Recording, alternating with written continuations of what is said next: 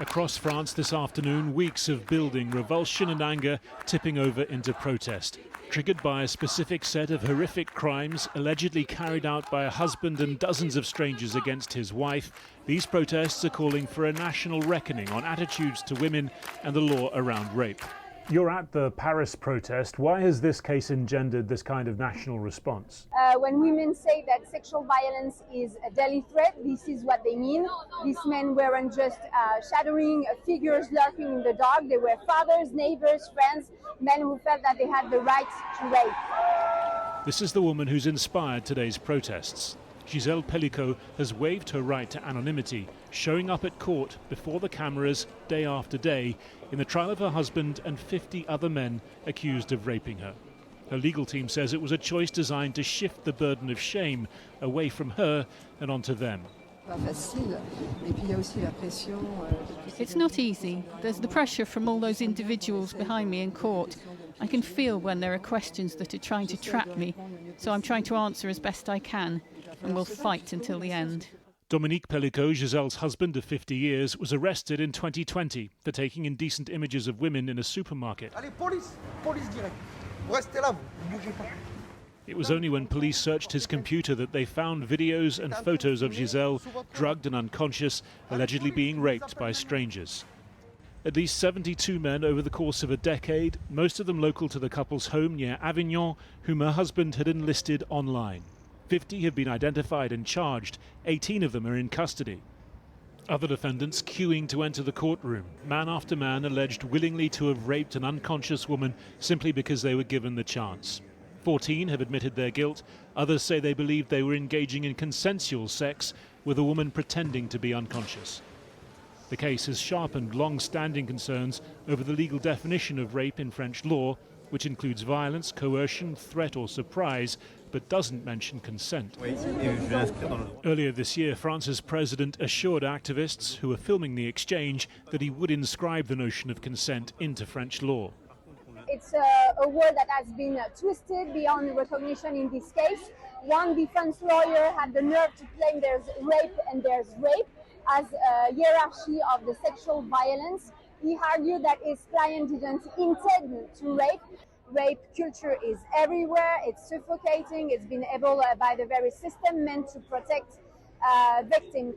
Dominique Pelicot had been due to testify himself last week, but was taken to hospital with abdominal pains. His lawyer says he is determined to give an account of his crimes.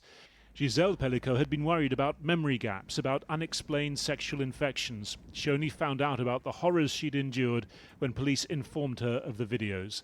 Those videos will, thanks to her decision, now play out in public court. For all the many defendants in this case, campaigners are hoping that more than just their alleged crimes are on trial. Harry Fawcett there. Well, earlier I spoke to the Conservative writer Hélène de Lazon, and I started by asking about the failure of medical services to pick up on what was happening to Gisele Pelicot.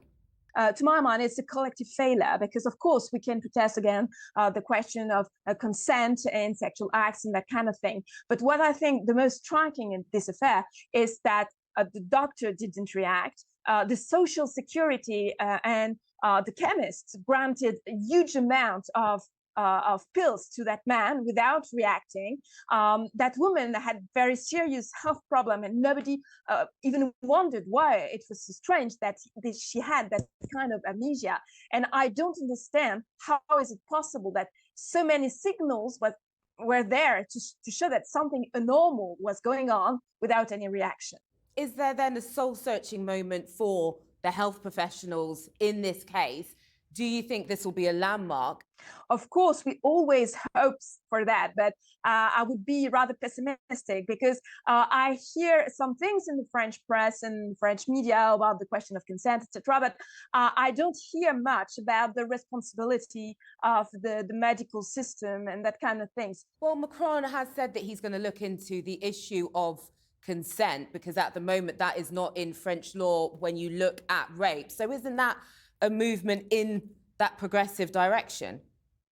Yeah, perhaps, but I would say that Macron is saying very often that he's going to look at something, and it's not enough to make things move.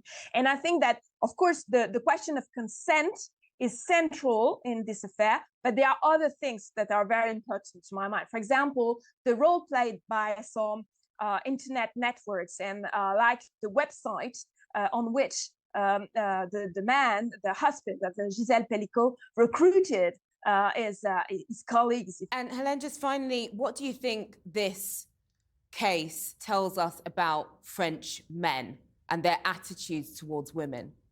I don't like that kind of generalization, and I don't want people to consider, because there is such an affair, that French men are a problem. You might not like, sorry, I'm sorry to cut across you. You might not like it, but in this particular case, there are men from a range of different occupations. Yeah, there's journalists, there's firefighters, there's a range of people, and people are drawing that comparison and saying, what does this say about us? I would say that I think that there is a kind of moral corruption that is general. Nobody is spared by that, and that's very important. And what this trial shows is you do not have the goodies and the baddies, and you cannot say that there is a category of man that is better than the others. But I would say it's important to consider that this corruption, like pornography, websites, social media, etc., it's general. There are not people who are concerned by that and people who are spared. Hélène de Lauzon, thank you very much for joining us. Thank you. Thank you for the invitation.